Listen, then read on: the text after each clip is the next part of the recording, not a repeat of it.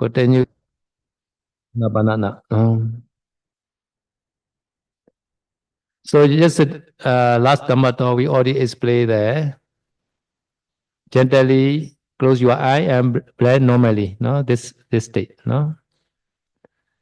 So just place the mind on the blend. No. No, touching point is just assistant only. No. Buddha never say touching point. No. Bhakti no recommended advice. Touching point also important. No, to know the breathing in, breathing out. So just place the mind on the breath. No, maya awareness. No. Nah, jadi kemarin kita sudah membahas ya untuk berlatih anapanasati, pertama pejamkan mata pelan-pelan, kemudian bernafas saja seapa adanya secara normal gitu ya. Nah, jadi di sini kita meletakkan batin, meletakkan perhatian pada titik sentuh ya. Jadi titik sentuh seperti di sekitar lubang hidung dan sebagainya. Nah, kemudian memperhatikan nafas yang melalui titik sentuh tersebut. Jadi di sini ya titik sentuhnya itu sendiri nggak di bukan fokus utamanya, fokusnya adalah ke nafas gitu ya. Bahkan Buddha tidak pernah menyatakan tentang titik sentuh gitu. Tapi kitab komentar menjelaskan bahwa untuk memperhatikan di titik sentuh itu juga penting gitu ya untuk membantu bisa melihat nafas. Jadi di sini pikirannya apa tadi itu ya? So Shadow please go back. Oh ya. Jadi pikiran jangan ikutin nafasnya ya, sekedar letakkan pikiran pada nafas. Jadi sekedar memperhatikan nafas ya. Seadanya aja gitu maksudnya. Oke. So mind should be like that. No, very relaxed like that. Let your mind be in a comfortable state. Because we are meditating to be happy, not for suffering. No, please careful. We all are meditating now to be happy, to be peaceful, not for suffering, not for tension. No. No. Therefore, no, something you are suffering, really your method are wrong. No. Jadi kata Sedo ya di sini ketika bermeditasi kita sepatutnya membiarkan pikiran itu seperti yang digambar gitu ya. Sangat rileks, sangat nyaman gitu ya. Karena perlu diingat bahwa kita bermeditasi itu bukan untuk mencari duka. Kita bermeditasi itu untuk mencari kebahagiaan ya, untuk mencapai merealisasi kebahagiaan gitu. Jadi kalau ada yang bermeditasi kemudian banyak menderitanya, berarti ada yang salah dengan cara meditasinya. So as if they're sitting on the top of the hill, Tamasari also hill now. So so they're trying the comfortable state, relax your mind like that, no? So immediate cause of samadhi, the joy. When your body and mind are at ease, peace arise. When peace arise, joy will arise. When joy arise, happiness will arise. When there is happiness, there is a samadhi. It is very simple. Ya, jadi di sini kata dalam teksnya itu, biarkan pikiran Anda berada di keadaan yang nyaman, ya seperti ya seolah-olah sedang duduk di atas gunung. Ya, jadi ini juga adalah gunung ya kata Sedo Taman Sari itu. Jadi melihat ke ke pemandangan yang luas gitu ya, ke langit yang tanpa batas gitu, kemudian merasakan sejuknya angin yang melewati pipi ya, seolah-olah seperti itu pikirannya ya. Jadi di kalimat selanjutnya adalah penyebab terdekat, sebab terdekat dari konsentrasi adalah kebahagiaan ya. Jadi ketika pikiran dan tubuh Anda rileks ya, maka kedamaian itu muncul ya. Ketika kedamaian muncul, maka kebahagiaan akan muncul. Ketika kebahagiaan muncul, maka ketika kegembiraan muncul, maka kebahagiaan muncul gitu ya. Ketika ada kebahagiaan, maka ada konsentrasi ya. Sangat sederhana. Buddha also say that place the mind on the breath, not say the focus, no. This is important, no. Ya, bahkan Buddha mengatakan ya, Hmm. Buddha hanya mengatakan letakkan perhatian Anda pada nafas ya. Jadi Buddha nggak mengatakan fokus pada nafas gitu. Like simply or the gatekeeper. No. You are gatekeeper. No. Gatekeeper doesn't examine people inside and outside the gate. His concern is only limited to the people who are just arrived at the gate. No? Yeah, yeah. Okay. Yeah.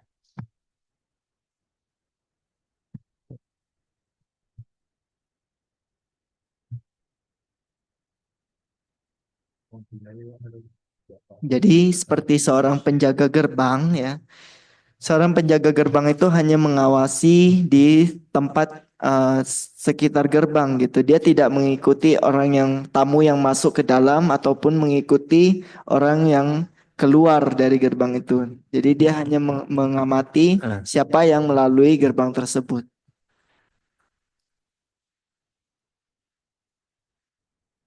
So you are gatekeeper, no? You are gatekeeper. All yogi are gatekeeper, no? No, should not examine, no, outside inside, no? The breathing in, breathing out, outside inside. No need to examine, no?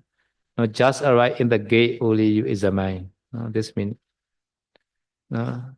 Ya, jadi pertama perumpamaan seperti seorang penjaga gerbang ya. Seorang penjaga gerbang tidak mengamati orang yang di dalam maupun di luar dari gerbang. Perhatian apa yang dia pedulikan terbatas pada siapa yang tiba pada gerbang itu. Ya, jadi seperti itu Anda juga perlu berlatih anapanasati itu dalam artian Anda tidak ikut nafasnya ke dalam ataupun keluar. Jadi Anda hanya memperhatikan nafas yang melalui titik itu. This gate is the immigration gate in the airport. Immigration gate. So one by one, go to the immigration gate, right? Immigration officer examine you. Your visa real or not? Your passport real or not? No, he not see that. No, some people not coming yet the quota. No, he not check. No, he just check. No, who arrived there quota only. No, after that he passed these people. These people already passed like. After he also not check the people already passed like. At that time another person come into the quota. At that time he check again. So only just arrived people only he check. No, understand? In the immigration Quota in the airport. airport. Oh yeah. Yeah, this is like gatekeeper lah. Yeah. It's the gatekeeper of the country lah. Immigration checkpoint is the gatekeeper of the country. Like that. Jadi saya dong bilang ya sama seperti penjaga counter imigrasi di bandara ya. Jadi penjaga counter imigrasi di bandara dia nggak peduli penumpang mana yang belum datang, belum sampai ke counternya. Dia juga nggak peduli setelah lewat dari counternya penumpang ini perginya sampai kemana gitu ya, ngapain gitu. Dia nggak peduli. Yang dia peduli itu hanya penumpangnya sampai di counternya, kemudian dia cek ya status visanya ada atau enggak, pasportnya masih valid atau enggak, gitu, stay-nya berapa lama. Jadi penjaga loket imigrasi di bandara ini ibaratnya adalah seorang penjaga gerbang satu negara gitu, ya kan? Jadi orang masuk atau keluar dari negara itu harus lewat dia, tapi dia hanya ngecek siapa yang sampai di counter tersebut. Yeah. Nowadays is auto pass also has. No? Auto pass meaning is no. This officer these people are very familiar. No need to examine too much. So anapana meditator also later you are very skillful. At that time, automatically you know the breathing out. Without vitaka. Yeah, like that. There's an auto pass. Auto. Yeah. Now airport also now auto pass. In Singapore more easy, just face scan only. No need to show the passport also. No need to show the passport. No, only you show your face only. There's a face scan pass. Tapi di zaman sekarang juga ada istilahnya autopass ya. Jadi autopass ini bahkan Anda tidak perlu menunjukkan kartu, visa, paspor dan sebagainya ya. Anda hanya tunjukkan muka aja, dia langsung mengenali oh orang ini, oke masuk gitu. Jadi sama seperti itu ya. Anapanasati juga Anda akan demikian. Anda udah familiar dengan nafas ya. Nantinya tanpa perlu mengecek Anda juga otomatis langsung bisa ke objek meditasi tersebut gitu. Seperti tanpa witaka juga bisa gitu. Okay, now all yogi are gatekeeper. No? Your duty is what? To examine, breathing in, breathing out. No? If you are not examine, your duty are not fulfilled. No? Yeah, illegally they will enter. Ilegal. Illegal breathing in, breathing out. Many illegal will enter your country. No? Because you not check properly. No? Jadi kata Sedo sekarang semua meditator di Taman Sari itu adalah seorang penjaga gerbang ya. Anda harus selalu ngecek ya nafas yang masuk dan nafas yang keluar gitu ya. Jangan sampai ada nafas yang masuk secara ilegal atau keluar tanpa izin gitu ya. Okay, another simile is as soya, saw, cutting the log, the wood. A man who cut the log with a saw established his mindfulness only at the saw tip, where it touched and cutting the log. No, understand my his meaning. No, soya always establish his mindfulness. No, only that point only, one point only, touching point only. No, how many percent already cut or not, like that. He not see the saw, no. He not see the saw go another way, he not see. Only touching that the log, this saw teach only, he emphasize. Di perumpamaan yang kedua adalah seperti seorang pemotong kayu ya. Jadi seorang yang memotong kayu menggunakan gergaji kan gitu ya. Dia menaruh perhatiannya hanya pada gigi-gigi gergaji yang menyentuh kayu tersebut ketika dia memotong. Jadi ketika dia motong kayu, walaupun gergajinya panjang, dia tidak ikutin ujung dari gergajinya pergi sampai kemana, pangkal gergajinya berada bengkok kemana gitu ya. Pokoknya perhatiannya itu hanya pada gigi gergaji yang sedang berada yang sedang memotong kayu itu. Jadi dia bisa tahu kayu itu udah terpotong berapa persen gitu. So about gatekeeper simile, gate is a touching point, no? No, the soil simile, that the touching point is a touching and cutting point. The law is the touching point, no? Touching point, no? Understand? Jadi di sini tempat di mana gigi gergaji itu bertemu dengan kayu pada saat itu.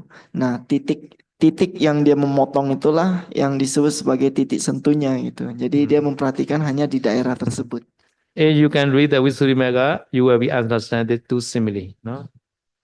Visuddhimagga, if you read Visuddhimagga, they explain the two simile, no? Ya, kalau Anda bisa baca di Visuddhimagga, di situ menjelaskan tentang dua perumpamaan ini, mungkin Anda bisa lebih paham gitu ya. So therefore, after listening to Tamato, you also read again Visuddhimagga, no? Kayaknya saya udah bilang setelah Anda mendengar Dhamma Talk ini ya, Anda coba baca juga di Visuddhimagga. Breathe in mindfully. Establish mindfulness on the incoming blood and outgoing blood, which represent the meditation subject of mindfulness of breathing, anapanasati meditation. Breathing in, breathing out. Jadi di sini bernafas secara penuh perhatian gitu ya. Jadi letakkan perhatian pada nafas masuk dan nafas keluar ya, yang menjadi subjek dari meditasi ya. pada meditasi Anapanasati. Jadi di sini objek dari meditasi Anapanasati adalah nafas masuk dan nafas keluar gitu.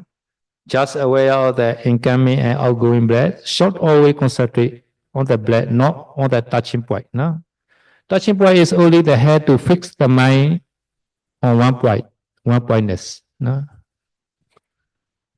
Nah, jadi di sini cukup perhatian pada nafas masuk dan nafas keluar ya. Anda harus selalu berkonsentrasi hanya di nafas, bukan di titik sentuh gitu ya. Bukan pada titik sentuhnya. Jadi titik sentuh hanya membantu untuk menjaga pikiran berada di satu titik gitu. In between sitting, one can do standing or walking meditation also. No, standing meditation or walking meditation, like you can see that in the picture. No, standing meditation time, arms slightly open, knees slightly bent, feet apart and shoulder length distance. No, walking meditation time, eyes looking down. No, slightly open eye. No. Nah, di sini adalah metode untuk meditasi jalan dan meditasi berdiri. Jadi di antara sesi duduk Anda bisa melakukan meditasi berdiri ataupun meditasi jalan. Jadi ketika meditasi berdiri, maka Anda berdiri dengan telapak tangan itu sedikit buka gitu ya. Bukan, di lengan Anda sedikit buka gitu ya. Dengan kaki lutut itu sedikit bengkok, sedikit tekuk, dan telapak kaki itu terbuka selebar bahu gitu ya. Itu meditasi berdiri. Kemudian untuk meditasi jalan ya, maka Anda matanya lihatlah ke bawah gitu. Shall not pay attention to the Sabhava Lakkhana and Samiya Lakkhana. No? Sabhava Lakkhana is an individual characteristic or natural characteristic. This Sabhava Lakkhana meaning is like harness or Pathavi Dhatu, flowing or cohesion or the Avadhatu, harness or the Tejo, heat, pushing or supporting or the Vayodhatu, like that. Shall not pay attention individual characteristic or natural characteristic, Sabhava Lakkhana. And also should not pay attention, Samanya Lakkhana, common characteristic or general characteristic. This is common characteristic or Nama Rupa, impermanent, suffering, and nasa, anicca, dukkha, anatta. No? So both should not pay attention. No? Nah, jadi jangan memperhatikan karakteristik alami maupun karakteristik umum ya. Di sini karakteristik alami itu atau disebut sabhawa lakkhana.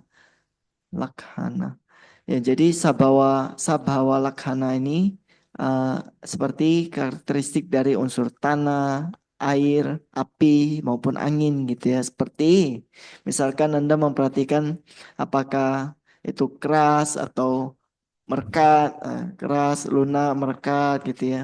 Jadi keras dari unsur tanah, merekat dari unsur air, panas dari unsur api, mendorong atau menopang dari unsur angin dan sebagainya ya. Jadi itu tidak perlu diperhatikan ya. Nah, yang kedua adalah karakteristik umum atau samanya lakkhana.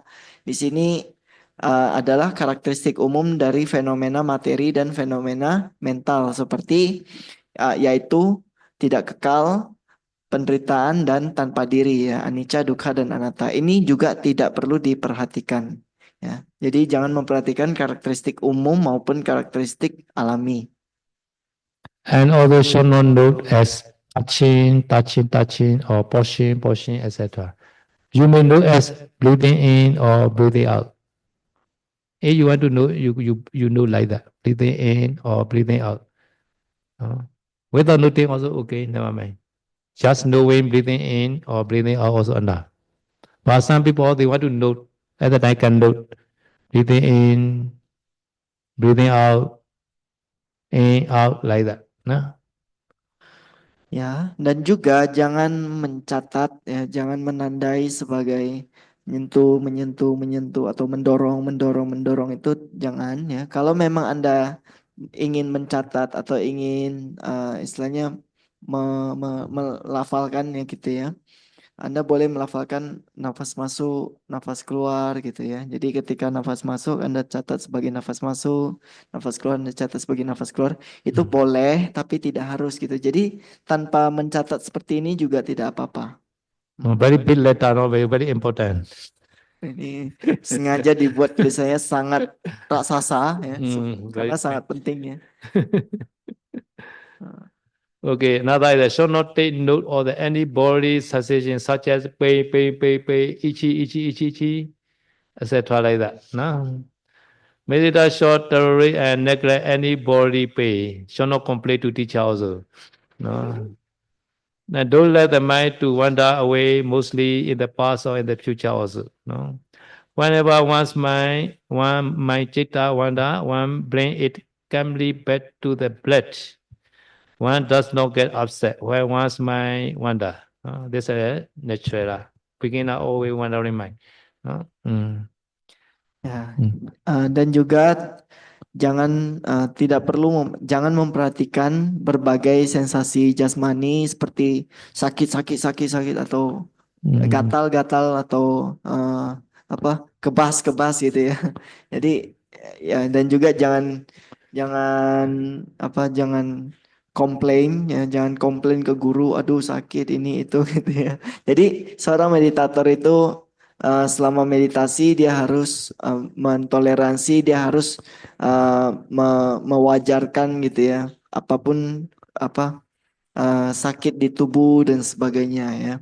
Jadi Anda harus lebih bersabar pada perasaan sakit dan sebagainya gitu selama meditasi ya. Dan juga jangan biarkan pikirannya, sebisa mungkin jangan biarkan pikiran itu mengembara seperti mengembara mengingat kejadian masa lampau atau membayangkan merencanakan masa depan gitu ya. Ketika pikiran Anda mengembara, maka cobalah pelan-pelan bawa kembali ya, arahkan kembali ya, tarik kembali ke nafas gitu. Tapi Anda juga tidak perlu kecewa ketika pikiran Anda mengembara. Jadi pikiran mengembara itu wajar, alami, ya umum ya bagi ketika awal-awal bermeditasi seperti itu. Jadi nggak masalah. In case the meditating mind does not remain fixed firmly on the object or the inlet and outlet, if it is restless, no restlessness a lot, at the time try counting method. Counting method are two kind of counting method, quickly and slowly. No, quickly counting should be used. No, take in black, out black, both as one. Count no less than 5 and no more than 10. Count up to 8 is the standard method because Pausauji recommended. No? Stop 8. No? This is a quickly counting method. No? Because this yogi has clear in black, out black both. Sometimes some yogi in black, out black both are not clear. No, one only clear. Some people in black only clear. Some people out black only clear. At the time, short slowly counting method. No. Slowly counting method is also can be used when in black or out black is not clear. Please count one, taking in black or out black as object until before second in black or out black comes. Then count two, taking second in black or out black as object. In the same way, count until the 8. No? So such kind of slow counting method is a Tenya Mapaka Gananaya. No? Ganana. Tenya Mapaka meaning is the ancient time we measure the paddy or clay. No? Like we pour the clay to the cup to finish. No? And then we no, count one. After that, we pour to the another basket. No, One, one, one, one, one, one. Okay, one finish. No? One, one, one, one, one, one, one, one, like that. One finish, right? After that, we get, at the time, we fade again. No? At the time only we call one, one, one, one, one, one, one. And we pour at the time only we call two. Pour only we call the two. No? Two, two, two, two, two, two, two, two, two. After that, we are fade again. Two, two, two, two, two, two, two, two, two. After that, we pour at the three. Like that. Yeah, we call like that, right? Asian time, Asian time. No, they not call like that. No, it's a kilo lah. Kilo. Kilo. Not weight like that. But people, Asian time they not use the kilo scale. Oh. They are measure like that, cup like that. In the world also they use until now. They use a cup. Yeah. Nôစီပူရှိပူတပြီ16တိတည်းနော်ပြည်တော်ဆိုတာရှိတယ်ပြည်တော်ထဲမှာဆန်တွေထည့်တယ်ပြီးတော့လောင်းချနော်တိတ်နော် only pour only the count otherwise they are continue one one one one one one two two two two two two two two two two two this called Dinyamabaka method no slowly counting method no so quickly method is a no Gopalaka method. Gopalaka is someone who take care of the count called Gopalaka. No, so morning time, no, he open the gate or the count. No, at the time many count they are quickly they go out. No, because the whole night they are very suffering. So gate open at the time many count are go out quickly. At the time this people count how many count are go out using the stone. Using the stone, he count like that. He throw one stone like that. 1, 2, 3, 4, 5, 6, 7, 8 like that. Quickly he count. Throw to the count. Yeah. One stone, one count lah. One stone, one count. He also already know how many I have stone. No. So eight stone are finished at the time. 8 count are already go out lah. Like that he count. This called quickly method, Gopalaka method, Gopalaka counting method.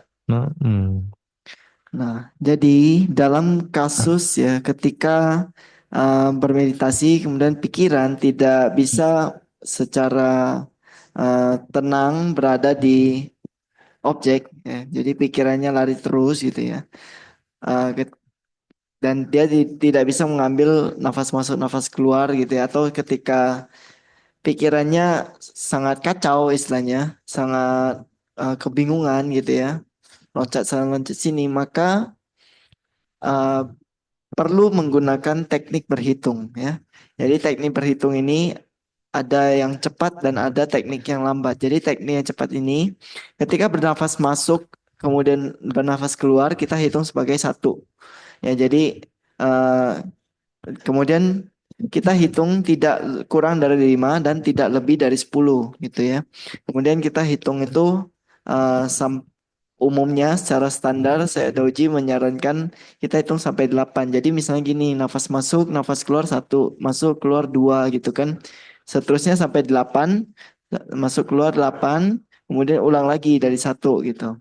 Nah, itu cara metode yang cepat. Kemudian cara yang lambat adalah ini digunakan saat kadangkala seorang bermeditasi, kalau nafas masuk dan nafas keluar dua-duanya jelas, maka dia boleh pakai metode yang cepat. Tapi kalau kadang ada meditator yang nafas masuknya jelas tapi nafas keluar nggak jelas atau sebaliknya gitu kan. Maka untuk supaya biar bisa jelas, metode yang lambat ini perlu digunakan. Jadi metode yang lambat itu ketika dia masuk kita hitung 1 1 1 1 1 1 gitu kan. Masuk kemudian dia keluar kita hitung 1 1 1 1 1 1 sampai dia selesai gitu kan. Kemudian lanjut lagi masuk 2 2 2 dan sampai selesai. Kita hitung dengan cara yang sama kayak tadi 1 sampai 8 terus ulang lagi. Nah, jadi cara yang lambat ini ya disebut sebagai apa tadi ya? Metode berhitung padi ya. Apa sih? Jadi seperti di zaman dulu ya, zaman kuno mereka menghitung beras itu biji-bijian itu mereka nggak pakai timbangan. Kalau sekarang kan kita tinggal hitung aja berapa kilo gitu kan. Kalau dulu mereka caranya adalah mereka pakai satu cangkir, kemudian mereka masukin biji-bijiannya sampai cangkir itu penuh gitu kan. Tapi selama masukin mereka cuma hitungnya eh, satu gitu. Kemudian dia tuang ke dalam satu baskom. Ketika satu cangkir itu udah penuh, dia tuang sekaligus ke dalam baskom itu. Ke dalam baskom itu dia baru menghitung dua gitu. Nah jadi kemudian dia isi lagi cangkir itu. Kemudian dia sambil hitung dua, dua, dua, dua, dua, dua. Kemudian dia tuang lagi ke baskom. Di situ dia hitungnya tiga gitu. Jadi setiap kali dia tuang ke baskom, baru dia lanjut hitungannya. Artinya udah berapa gelas yang masuk gitu kan.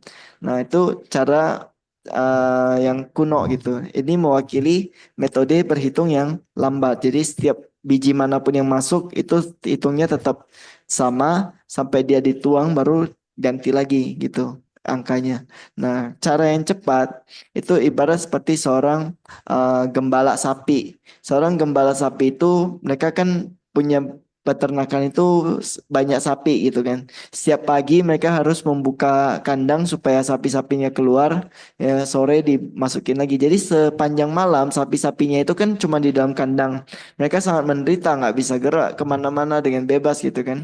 Ya setiap pagi itu dibuka gerbangnya, sapi itu bakal buru-buru keluar gitu.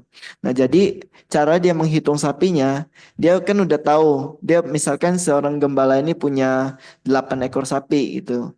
Ya, jadi dia udah siapin 8 batu. Setiap kali ada sapi yang keluar, dia lempar dengan batu. Artinya batunya berkurang satu kan. Nanti pokoknya sampai semua sapi udah keluar, batunya juga habis. Nah, berarti sapinya lengkap. Nah, kalau masih ada sisa sapi berarti sapinya kurang. Nah, dengan cara yang sama, teknik berhitung yang cepat adalah kita menghitung setiap sapi itu sebagai satu ya. Setiap napas masuk keluar satu, napas masuk keluar dua gitu. Dengan cepat aja, dengan singkat gitu. Okay, slowly counting. You can counting now. Slowly counting. Breathing in. One, one, one, one, one, one, one, one, one, one. Breathing out not clear. Never mind. Hah? You continue one, one, one, one, one, one, one. Again, breathing in. Coming again. At the time, you check two, two, two, two, two, two, two, two. But again, breathing out not clear. Never mind. But you continue two, two, two, two, two, two.